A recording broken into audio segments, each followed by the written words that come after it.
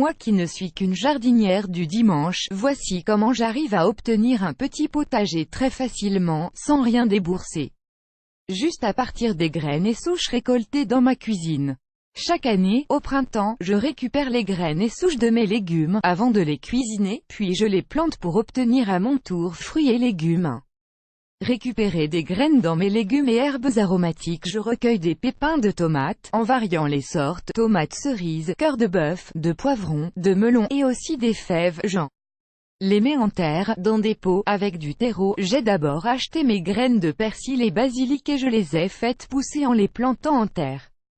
Ça marche. Du coup, je ne manque jamais d'herbes aromatiques, que je congèle au fur et à mesure. Quant à ma menthe, je l'ai cueillie chez des amis et plantée chez moi. Je me suis ainsi aperçu que la menthe pousse comme de la mauvaise herbe. J'en ai un pot plein, obtenu à partir d'une petite branche mise en terre. 2. Planter les souches de salade et de choux. Les souches de salade, d'endives, de choux, d'oignons, récupérées au moment du lavage, sont réputées pour donner rapidement un nouveau spécimen. Je ne pouvais pas manquer ça. Quand je cuisine, au lieu de jeter mes souches à la poubelle, je les mets dans un pot avec de la terre. Cela fait 3 semaines que j'ai planté une souche de laitue en terre, et plusieurs nouvelles petites salades apparaissent déjà. Il paraît qu'une salade pousse en 6 semaines, je verrai bien si je suis dans les délais. Pour faire pousser vos graines plus vite tout en les protégeant du froid et des oiseaux, nous avons une astuce de jardinier gratuite et infaillible. Cliquez ici pour la découvrir. 3. J'utilise des pots gratuits de graines gratuites, c'est bien. Mais s'il faut investir dans du matériel, ça ne me va plus.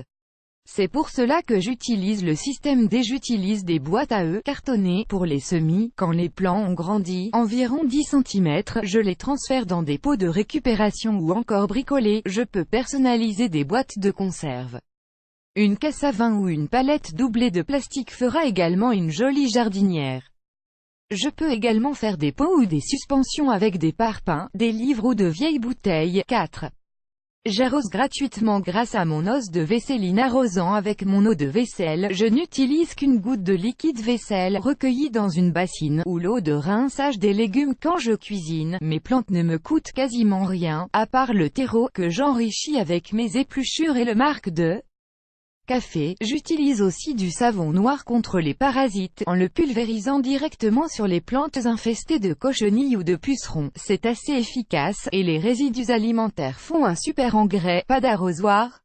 Un vieux bidon de lessive fera l'affaire. Vous aimez cette astuce? Partagez-la avec vos amis sur Facebook.